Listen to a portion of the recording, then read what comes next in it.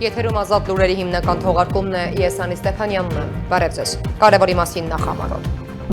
Միացյալ Նահանգների կառավարությունը կրկնապատկել է Trip Plus առևտրային հիմնադրամի միջոցները $201 միլիոն հասցնելով 402 միլիոնի։ $201 միլիոն առաջին դրամաշնորհը հատկացվել էր այս տարվա հունվարի 30-ին, երկրորդ $201 միլիոն հուլիսի 16-ին։ Գումարը պետք է իրացվի առաջիկա 10 տարում, մինչև 2036 թվականի դեկտեմբերը։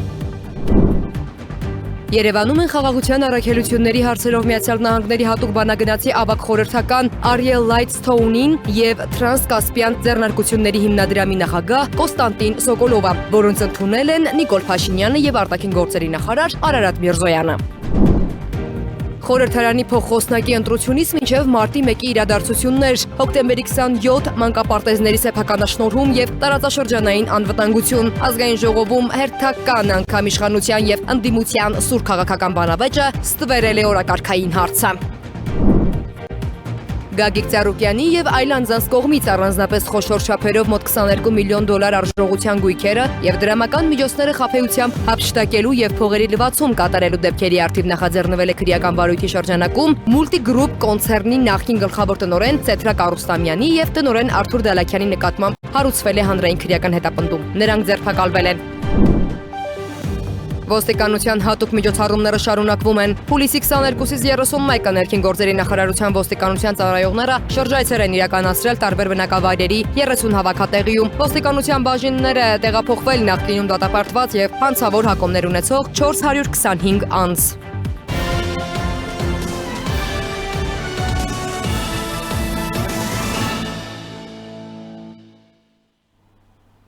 Միացյալ Նահանգների կառավարությունը կրկնապատկել է Trip Plus առևտրային հիմնադրամի միջոցները $201 միլիոն հասցնելով 402 միլիոնի։ Այդ մասին տեղեկանում ենք ամերիկյան կառավարության պետական ծախսերի կայքեջից։ $201 միլիոն առաջին դրամաշնորհը հատկացվել էր այս տարվա հունվարի 30-ին, երկրորդ $201 միլիոն հուլիսի 16-ին։ Ըստ ամերիկյան կառավարության կայքեջի տրամադրված դրամաշնորհի օգտագործման վայր նշված է Հայաստան, իսկ գումարը պետք է իրացվի առաջիկա 10 տարում, մինչև 2036 թվականի դեկտեմբերը։ Trip Plus առևտրային հիմնադրամը ղեկավարում է ԽՍՀՄ-ում ծնված եւ Չիկագո տեղափոխված ամերիկացի ներդրող Կոստանտին Սոկոլովը, որը Հայաստանում հայտնի է որպես կապի խոշոր օպերատորներից Viva Armenia-ի համասեփականատեր։ Viva Armenian վերջերս ձեռք էր բերել նաեւ մեկ այլ օպերատորի Ռոստելեկոմի բաժնետոմսերը։ Սոկոլովի ղեկավարած ամերիկյան Dynamic Frontier Holdings ընկերությունը վերջերս գնել է նաեւ Թեղուտի պղնձամոլիբդենային հանքը։ Իդեպ Երևանում են խաղաղության առաքելությունների հարցերով Միացյալ Նահանգների հատուկ բանագնացի ավագ խորհրդական Ariel Lightstone-ին եւ Տրանսկասպիան ձեռնարկությունների հիմնադրամի նախագահ Կոստանտին Սոկոլովը, որոնց ընդունել է Նիկոլ Փաշինյանը։ Lightstone-ը Նիկոլ Փաշինյանին է փոխանցել նախագահ Թրամփի, փոխնախագահ J.D. Vance-ի եւ պետքարտուղար Մարկո Ռուբիոյի շնորհավորանքները Հայաստանի վարչապետի պաշտոնում վերանշանակվելու կապակցությամբ։ Նա համոզմունք է հայտնել, որ Նիկոլ Փաշինյանի առաջնորդությամբ Հայաստանը կշարունակի իր առաջնահերթությունների հետևողական իրականացումը։ Զրուցակիցները քննարկել են Trip նախագծի կյանքի կոչմանը վերաբերող հարցեր, վստահություն հայտնելով, որ տեխնիկական հարցերի լուծման արդյունքում առաջիկայում էլ ավելի տեսանելի կլինեն այդ ուղղությամբ իրականացվող գործնական քայլերը։ Ամերիկացի պաշտոնյաներին ավելի վաղ ընդունել էր նաև արտաքին գործերի նախարար Արարատ Միրզոյանը։ Հանդիպմանը երկուստեք ընդգծվել են 2025 թվականի օգոստոսի 8-ի Վաշինգտոնյան խաղաղության գագաթնաժողովից ի վեր արձանագրված նշանակալից զարգացումները ու ձեռքբերումները։ Զրուցակիցները գոհունակությամբ նշել են Հայաստան-Միացյալ Նահանգներ համապարփակ ռազմավարական գործընկերության զարգացման հարցում առկա շոշափելի ձեռքբերումները։ Քննարկվել են նաև առևտրատնտեսական եւ Հայաստանի տնտեսական ու էներգետիկ դիմակայունության ամրապնդման ուղղության գործակցության հնարավորությունները ու ծրագրերը։ Անդրադարձ է կատարվել Trip ծրագրի կյանքի կոչման ուղղությամբ տարվող աշխատանքներին։ Երևանում կայացել է ԱՆԻ-ի պատմական կամրջի վերականգնման հարցերով Հայաստան-Թուրքիա համատեղ աշխատանքային խմբի երկրորդ հանդիպումը։ Հանդիպման ընթացքում կողմերը ընդգծել են ԱՆԻ-ի պատմական կամրջի համատեղ վերականգնման մասին 2026 թվականի մայիսի 4-ին Երևանում ստորագրված արձանագրության կարևորությունը։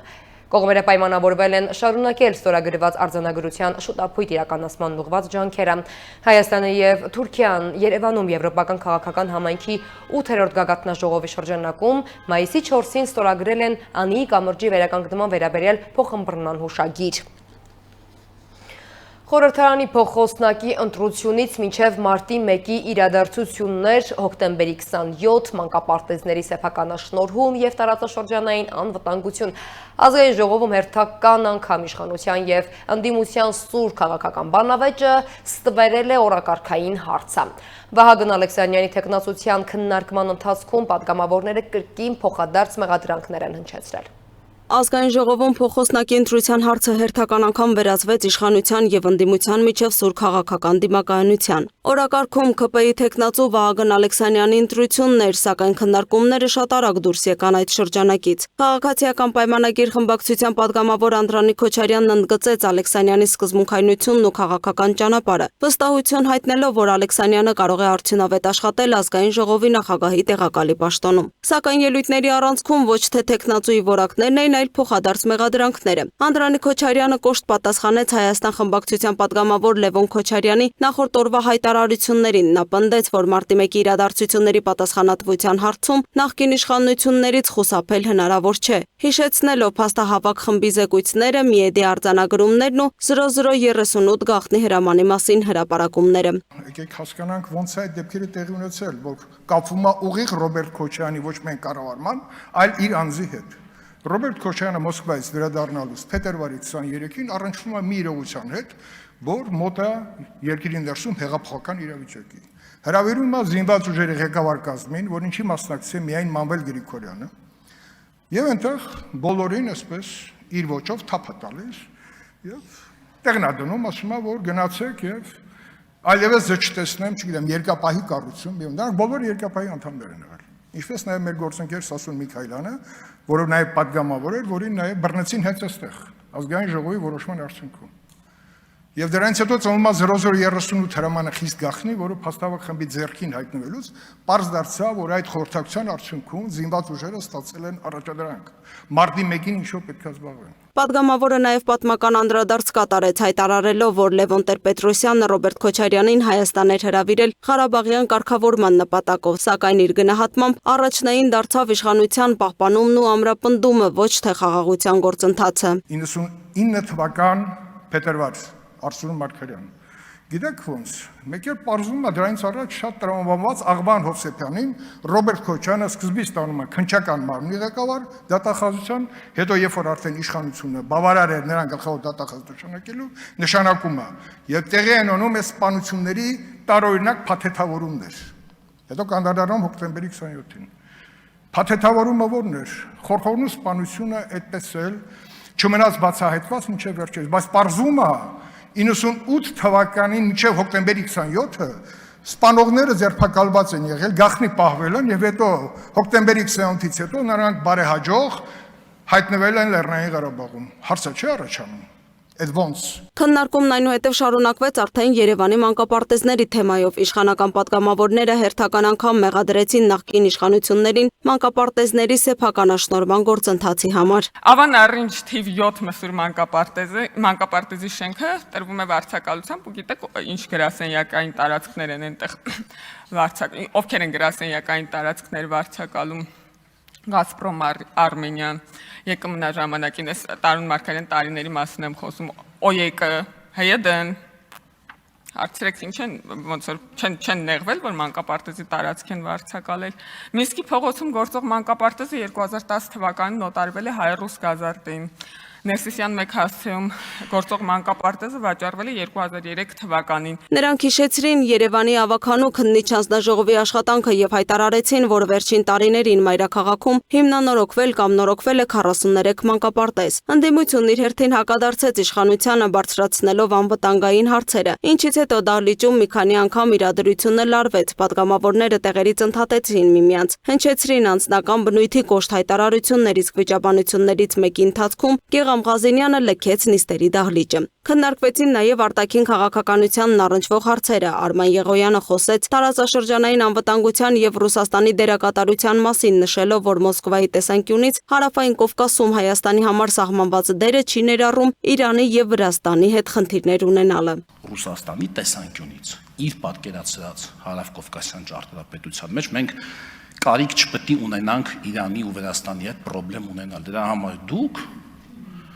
Մենք էլ չենք ասի, բայց մենք այլ պատճառով չենք ասի, իսկ դուք այլ պատճառով չեք ասի, որովհետև դա այդ ճարտարապետության մասը չի։ Իսկ Թուրքիայի հետ խնդրեմ, ինչ ուզում ես ասա, հետո իրանք կգան կբարիշացնեն կամ չեն բարիշացնի, կզանգեն, մենք կարող ենք լինել միջնորդ, մենք բերենք քարտեզներ, մենք բերենք ՏՏՏ մասնագիտականներ,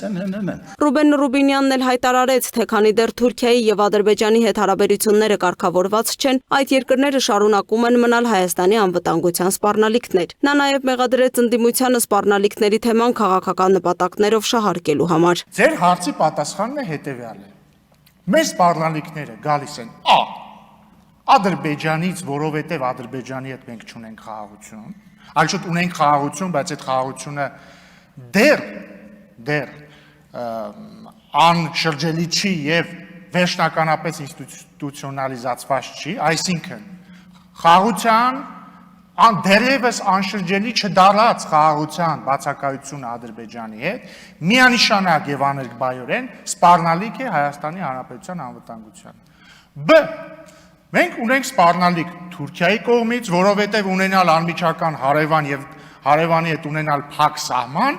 առնվազն տնտեսական սպառնալիք է։ Չունենալ հաստատված դիվանագիտական հարաբերություններ, առնվազն դիվանագիտական սպառնալիք է։ Մենք տեսնում ենք սպառնալիք, փորձում ենք լուծում գտնել։ Դուք տեսնում եք սպառնալիք եւ որոշում եք կթել այդ սպառնալիքը։ Պատգամավոր Արայիկ Հարությունյանն էլ կոչ արեց ընդդիմությանը ի վերջո քաղաքական պայքարը տեղափոխել գաղափարների դաշտ, հայտարարելով, որ իշխանության փոփոխությունը պետք է լինի ոչ թե ինքնանպատակ, այլ քաղաքացիների վստահության արդյունք։ Լուսինե Գրիգորյան, Տիգրան Ղազարյան, Free News, Ազատ լուրեր։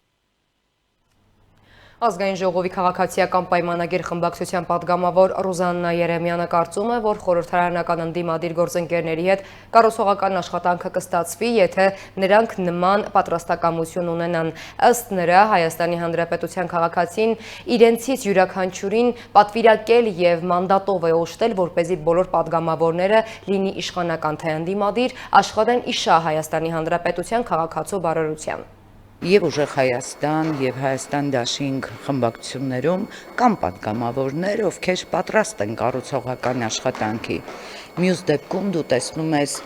օրինակ ընդգծված պատգամավորի, ով երրորդ օրը ելույթ է ունենում եւ տպավորություն է ստեղծում, որ դահլիճի ձախ թևում գտնվող քաղաքացիական պայմանագիր խմբակցությունը տեղում չէ,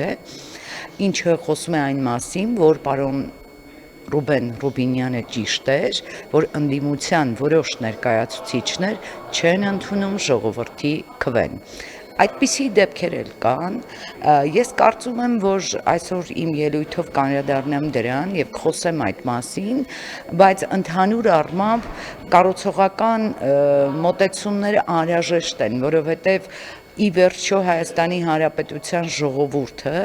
մեզ քաղաքացիական պայմանագիր կուսակցության ներկայացուցիչներից վստահության քվե է տվել, որպեսզի մենք անդրադառնանք իրենց ամենօրյա հուզող խնդիրներին եւ ընդդիմության մեր գործընկերներին բերենք կառուցողական դաշտ։ Ընդդիմադիր դաշտի մեր գործընկերները բազմաթիվ մարդկանց օգտագործեցին ընտրություններում քվե ստանալու համար, բաժանեցին ընտրակաշառք եւ այդ մարդկանց թողեցին բախտի մահաճույքին։ Նման կարծիք է հայտնել ԿՊ խմբակցության պատգամավոր Տարոն Չախոյանը, որը նշել է նաեւ, թե ընդդիմադիրների կողմից տարածվող թեզերը, որոնք վերաբերում են սահմանագծման ու սահմանազատման աշխատանքներին, որի արդյունքում Հայաստանի Հանրապետությունը տարածքային կորուստներ է ունենալու, կեղծ են եւ հանրությանը հերթական անգամ մոլորեցնելու փորձ։ Տարածքներ հանձնելու մասին հայտարարությունները, ես կարծում եմ մեր հասարակության, մեր հանրության մոտ առնվազն արդեն քմծիծաղ են առաջացնում, որովհետև 20 թվականից այսքոմ անդադ խոսում է ինչ-որ տարածքներ հանձնելու, արտատարածքային միջանցք տալու մասին, հասկանում եք, այս ընթացքում տարիների ընթացքում տեղի ունեցած բոլոր պրոցեսները հակառակը ապացուցեցին։ Չեղավ արտատարածքային միջանցք, արդյունքում եղավ ճանապարհ, որը պետք է անցնի Հայաստանի Հանրապետության սուվերեն տարածքով եւ պետք է գործի բացառապես Հայաստանի Հանրապետության սուվերենության ներքո։ Ինչ տարածքներ հանձնելու մասին է խոսքը։ Սա ընդհանրապես փուշ թեզ է, որը վաղուց արդեն իսկ պայթել է մեր հանրությունը, հասարակությունը շատ լավ գիտի ու տեղյակ է ու շատ լավ է հասկանում, թե իրականում ինչ է կատարվում։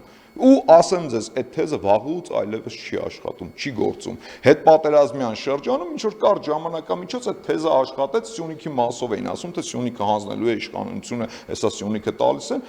Կարճ ժամանակ հետո ժողովուրդը համոզեց, որ չէ, ինչ Սյունիք տալ, ընդհակառակը, հակառակ պրոցեսն է տեղի ունենում։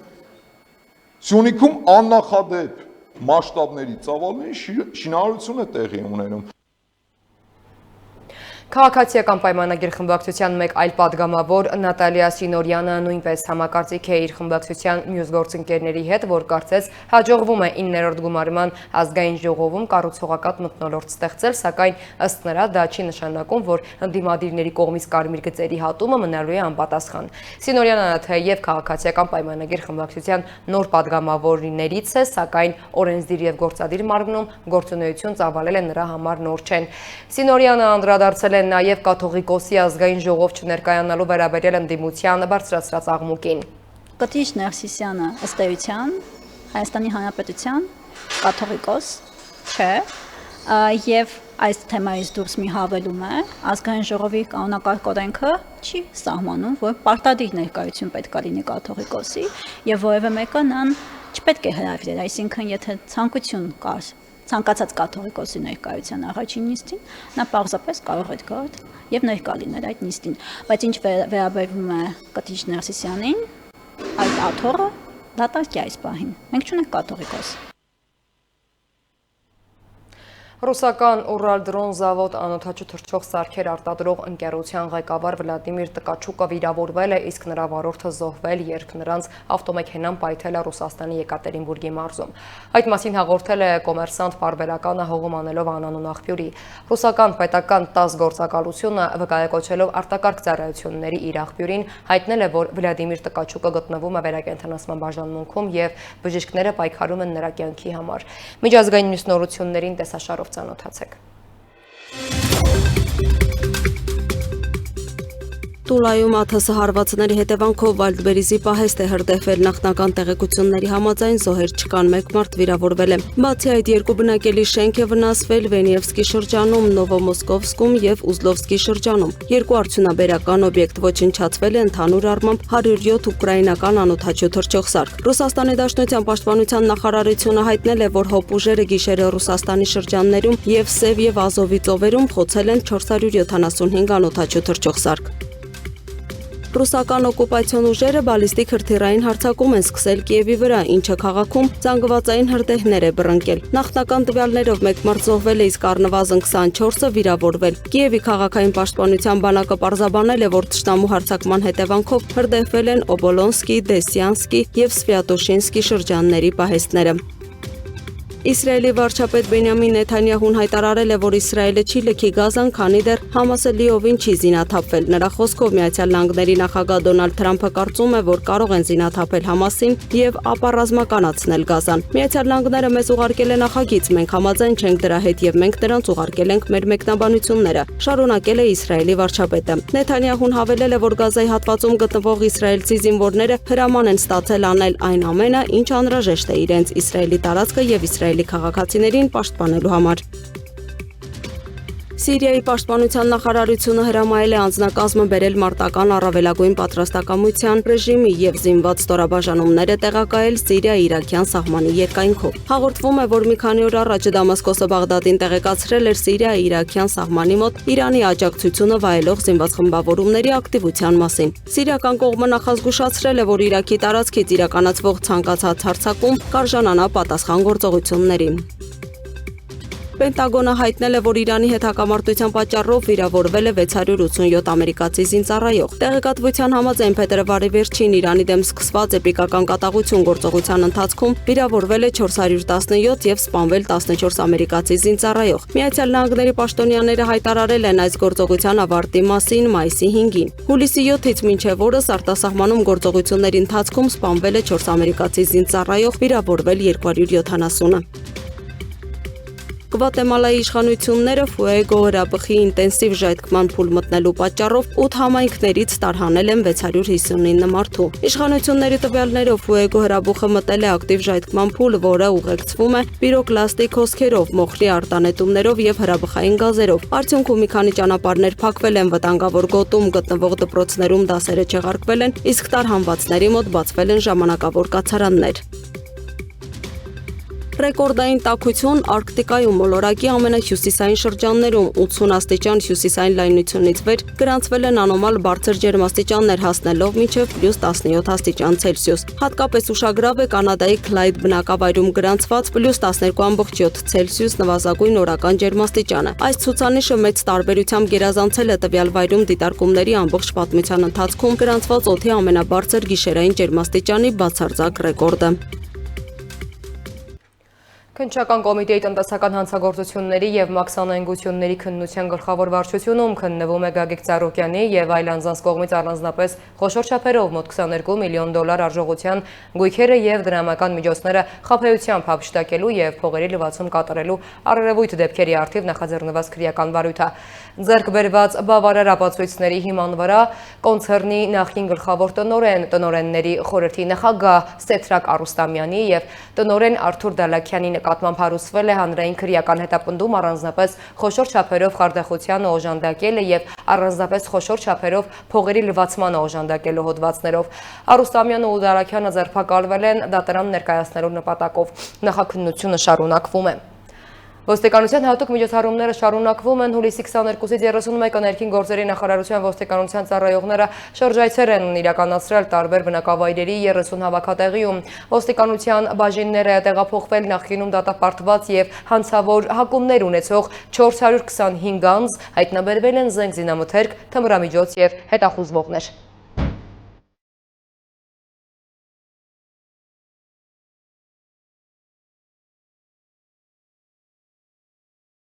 Հանցավոր դրսևորումների կանխում, հնարավոր օջախների վերահսկողությամբ, ապօրինի զենքերի ու թմրամիջոցների հայտնաբերում թիրախային հակազդմամբ ներքին գործերի նախարարության ոստիկանության ծառայողները նույն հետևողականությամբ հանրապետության ողջ տարածքում շարունակում են հատուկ միջոցառումները։ Միայն հուլիսի 22-ից 31-ը ներքին գործերի նախարարության ոստիկանության ծառայողները շրջայցեր են իրականացրել տարբեր բնակավայրերի շուրջ 3 տասնյակ հավաքատեղիներում։ Թիրախային աշխատանքի արդյունքում համայնքային ոստիկանության բաժիններ են տեղափոխվել նախկինում դատապարտված և հանցավոր հակումներ ունեցող 425 անձ, հայտնաբերվել և բաժիններ են տարվել նաև հետախուզման մեջ գտնվող անձինք։ Հատուկ միջոցառումների ընթացքում հայտնաբերվել են մարտական և գազային ատրճանակներ, հրացաններ, կրպազենք, տանակներ, տարբեր տեսակի թմրամիջոցներ։ Ներքին գործերի նախարարության ոստիկանությունը շարունակելու է օպերատիվ կանխարգելիչ միջոցառումները հասարակական կարգն ու հանրային անվտանգությունն ապահովելու նպատակով։